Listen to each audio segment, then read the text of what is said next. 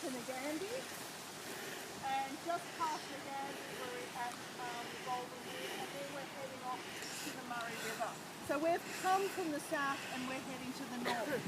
Now the reason I have done my little maps is I'm trying to show you the difference in the river system under natural conditions compared to the conditions that we see today.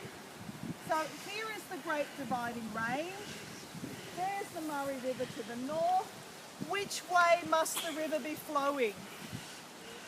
Yep, that way. I can see some pointing. To the north, northwest. All right?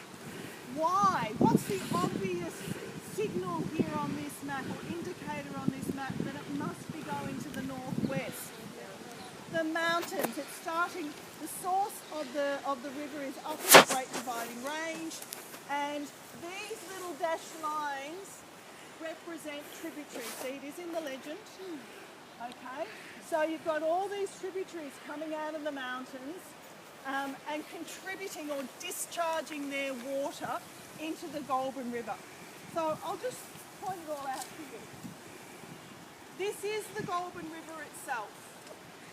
Okay, and as it's flowing along downhill towards the Murray River, more water is being contributed to it or discharged into it from the tributaries. Then we get down into land that's a little bit flatter, and then we start to see wetland regions like the Nagambie Lagoon. Further along, there is this major tributary, which is the Broken River. So that's coming in here, contributing more water, and eventually the river discharges into the Murray River. What do we call the meeting point of two rivers? Nice and loud. That's the confluence. All right. Now, the whole point is to show you the change in the river channel as we get towards the Murray. What do you notice about the river when you compare where it starts, its source up in the mountains in the Great Dividing Range, compared to it near the confluence? What's changed about it? It gets larger. Now you have fluctuations from season to season, but basically the river channel is narrower, smaller, carrying less water up at the source, but as the water, as the tributaries is discharged into it, it gets larger and larger. And in times of high flow, water would actually move out of the channel and over the floodplain. So here is Barmah Forest.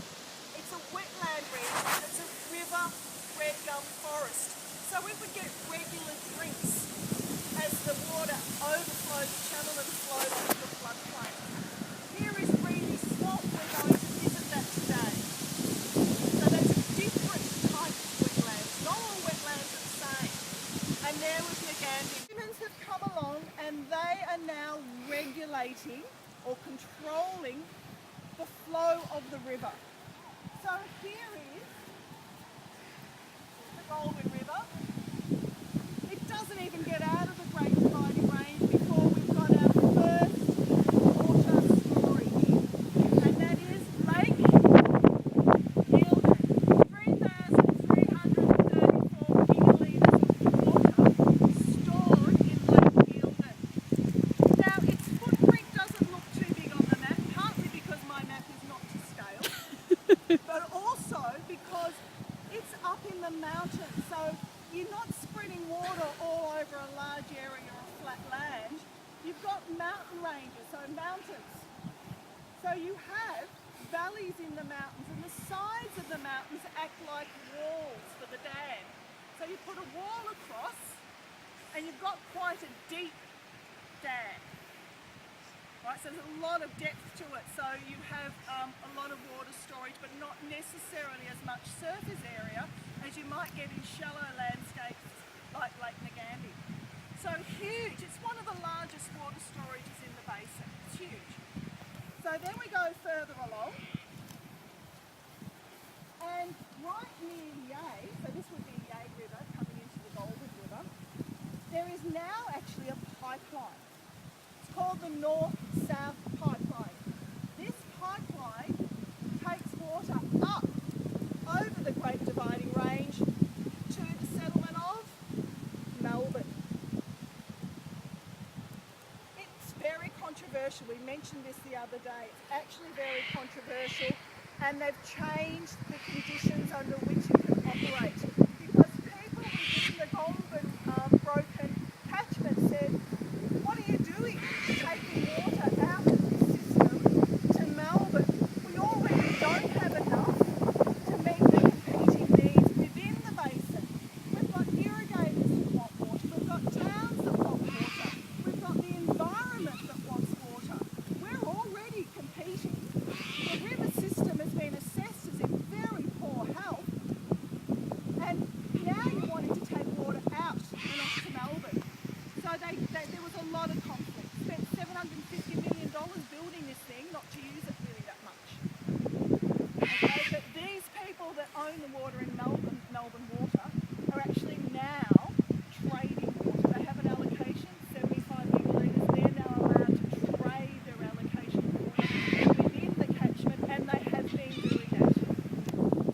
So then we come further along, and we see here I have written high flow summer and autumn. Why did I bother writing that? Millie? Yeah, but why did I bother writing that on this one? What should I have written on the one underneath, under natural conditions? High flow, winter, spring. Right. Now here, you've got Lake Nagambie. So we've created our storage facility. Here we've got Goulburn Weir. Here we've got 3 black lines indicating water being sent off in these irrigation channels that we've just seen. This one will then there'll be lots of small irrigation channels branching off that one, but my mapping skills are not that good. So we didn't see it. Now that you are regulating this river, you are taking water out of it and sending it off for irrigation purposes. Plus, we have, here is the township of Shepparton, here is the township of Nagambie, we have Seymour, we have Yea. So the towns will be taking water out of the river system as well. What's happening to Reedy Swamp and Balmer Forest? Nice big loud voice. They're not getting as much water. We're not getting the flooding that used to occur naturally. It's just not happening. In fact, swamps like Reedy Swamp have become completely disconnected from the Goulburn River. So they weren't getting any floods. What do you notice about the Goulburn River in this lower section compared to the Goulburn River in the lower section under natural conditions? It's much, much smaller. Okay, so the amount of water that finally makes it into the Murray River is a lot less on average over a year than it used to be under natural conditions. And I've made the Murray River smaller as well, because all along the system water is being taken out for settlements, for irrigation, so the whole river system